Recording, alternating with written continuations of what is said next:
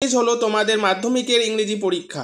আমি তোমাদের রাইটিংয়ের যা পড়তে বলেছিলাম তার মধ্যে দুটো তোমরা কমন পেয়ে গেছো, এবং রিপোর্ট রাইটিং যা এসেছিল তা সবারই প্রায় একটু আনকমন, তেমনটা ইম্পর্টেন্ট ছিল না। আজকে আমি তোমাদের ইংরেজি পরীক্ষার প্রশ্নের সমাধানগুলি করে দিচ্ছি, তোমরা একটু মিলিয়ে নেবে। যারা চ্যানেলে নতুন অবশ্যই চ্যানেলটিকে সাবস্ক্রাইব করে রাখো, আগামী সমস্ত পরীক্ষার লাস্ট মিনিট কোশ্চেনগুলো তোমাদের দেওয়া হবে।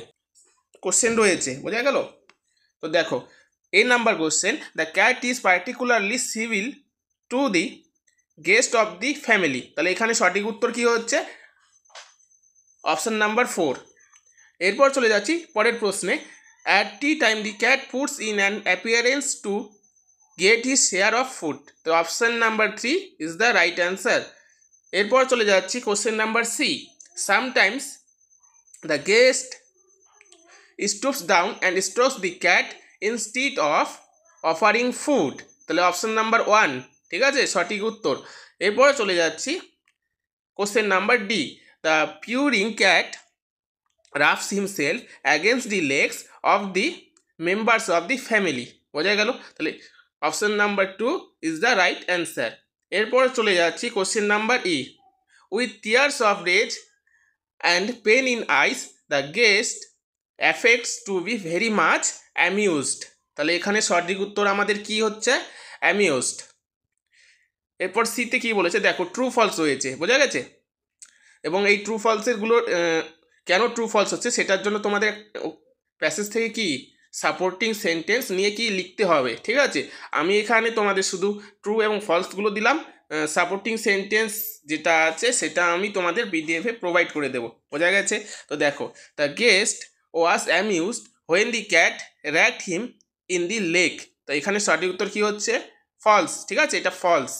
এরপর চলে যাচ্ছি 2 নম্বরে, the family member were not ashamed of the behaviour of the cat. তাহলে এখানে কি ট্রু হবে না ফলস হবে? এখানে কি এটা ট্রু, বোঝা গেছে? এরপর চলে যাচ্ছি 2 A, tick the correct alternative to complete the following sentences. তাহলে question number A, during his journey the poet's ship will be guided by the star. Option number 3 is the right answer. Next question number B, I must go down this line expresses the poet's কি? Option number 2 is the right answer, determination to go on sea voyages. বোঝা গেছে?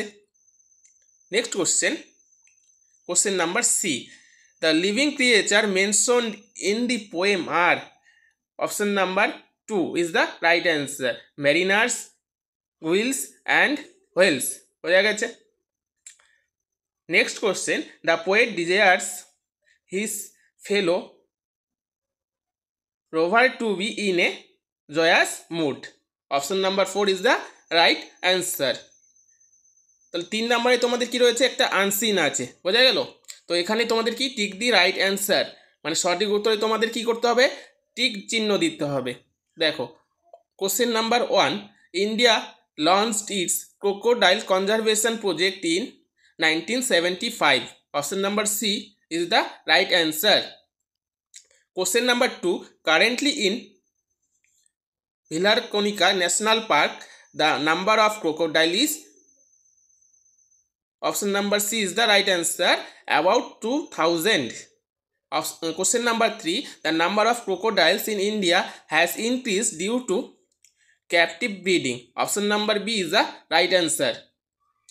Question number 4, the year 1972 is significant for wildlife enthusiasts in India because this year the Wildlife Protection Act was passed in India। তাহলে option number A is the right answer. তোমরা প্রত্যেকে কোশ্চেনের উত্তরগুলো একটু মিলিয়ে নাও এবং দেখো কার কত হচ্ছে। এরপর চলে যাচ্ছি 5 নম্বর প্রশ্নে, যে দেখো, conservation of the salt water monster refers to conservation of crocodiles living in salt water. Option number C is the right answer. Question number 6, an appropriate title for the passage would be. তার মানে তোমাদের যে আনসিনটা রয়েছে সেটার একটা যথাপযুক্ত কি একটা title দিতে হবে, ঠিক আছে?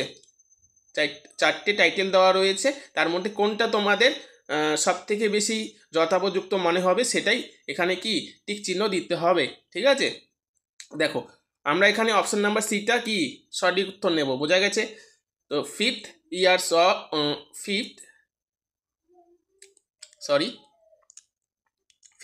ঠিক আছে, 50th year of India's crocodile conservation, বোঝা গেলে option number C is the right answer.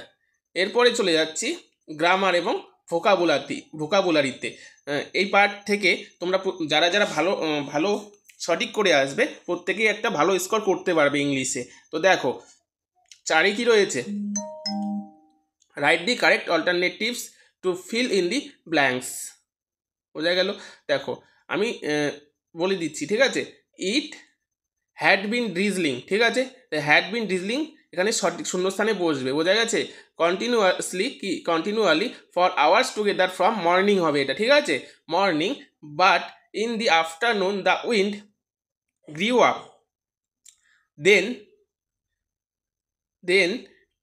Came the storm with heavy gust, বোঝা গেছে। তো এখানে আমি যে রেড মার্ক করেছি সেগুলো করে কি সঠিক উত্তর এখানে, ঠিক আছে। তোমরা যারা যারা এগুলো করে এসেছো তোমরা প্রত্যেকেই এই নাম্বারগুলো কি পাবে। দেখো 5 নম্বরে কি আছে, ডু অ্যাজ ডাইরেক্টেড। তা এই নাম্বারে রয়েছে fill in the blanks with appropriate article and prepositions. Last year we visited Haridwar in or during summer, ঠিক আছে। যারা ইন দিয়েছো বা ডিউরিং দিয়েছো প্রত্যেকেই নাম্বার পাবে।